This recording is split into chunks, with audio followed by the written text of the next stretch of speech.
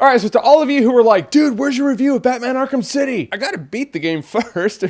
How crazy do you think I am? However, now that I've beaten it, here you go.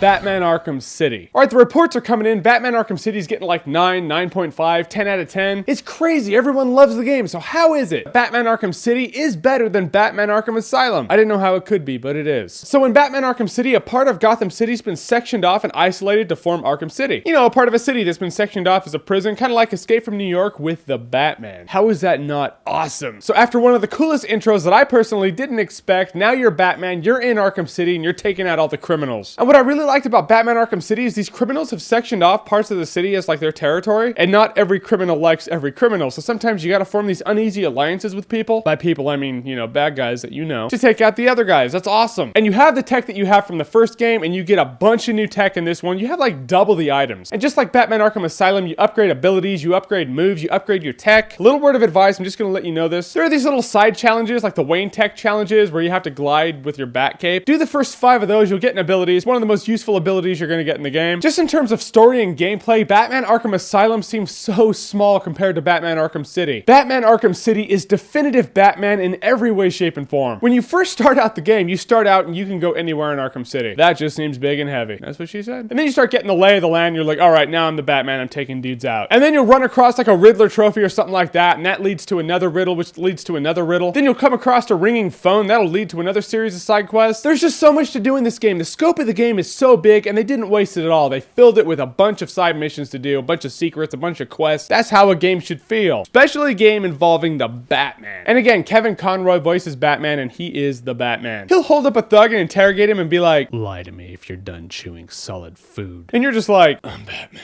And yeah, if you were sad that there was a villain that wasn't featured in the first game, odds are he is in this game. Unless you're hoping for like the Clock King from Batman the Animated Series, they're probably in this game. And there's something about having that new ability to dive bomb when you're flying. I mean, you're gliding with your bat cape just like the first one, you know how it is, but now you're like building height, you know, you're really high and you can just fold in your cape and just drop down. You're like, this is so awesome, I could do this for days. The funny part is, it's absurd the reach his bat claw has in this game. In the first game, it clearly was like, oh, okay, I'm too far away from that ledge, I gotta get closer. This one, dude, you can shoot like a city block. It's crazy, I love it. And yeah, you play as Catwoman in some of the missions, and what I really liked is that Catwoman doesn't feel like a Batman mold with a different body, and that's it. She doesn't play like Batman, she plays more like Spider-Man, actually. She can crawl up buildings with her claws, she whips onto ledges and pulls herself up. I liked playing her missions too. She is a bit more limited. She doesn't have all the tech that Batman has, so you're like, I'm clearly more limited. But you don't feel like, you know, nerf Batman or anything like that. It's Catwoman. She's her own person. I only have a couple of gripes with the game. One of them is, I remember in Batman Arkham Asylum doing the ground takedown and knocking a guy out while he's on the ground. I remember it being easier in that game. In this game, if you do the ground takedown to a guy and there's another guy who's mobile across the room, he will run over just to screw that move up. They're douchebags, I guess. That's not a big deal. It's just, it got annoying after a while. And I'm nitpicking at this point, but I thought of this. There were a couple parts where Batman had to make a really tough call as to what he had to do, you know, prioritizing and whatnot. I think it would have been really cool if the game let you choose what to do. You know, like a BioWare game or something, that would have been awesome. It's not like I walked away from the game going, you know what, it would have been a great game, but it didn't let me choose on those couple parts. You know, like a BioWare game. It's not a BioWare game, and I didn't expect to be able to choose, but then when it came up and it looked like I could have chosen and it didn't let me,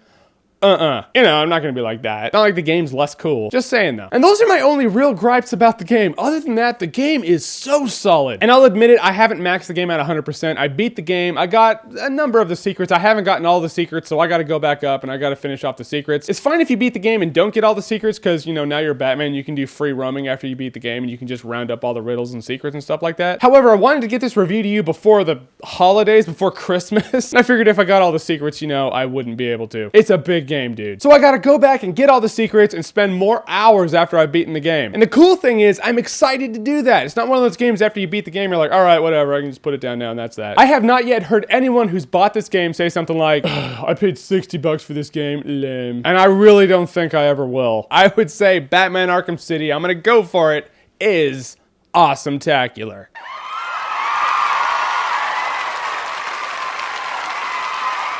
Batman Arkham City is a definitive Batman story if ever there was one. So Batman stories, what's your favorite Batman story for all you Batman fanatics out there? I mean, even an episode of Batman the Animated Series, whatever, go for it. If you say Batman and Robin, God will kill a kitten. In any case, comment below, let me know. And as always, if you like what you've seen here and you want to see more, click right here to see more.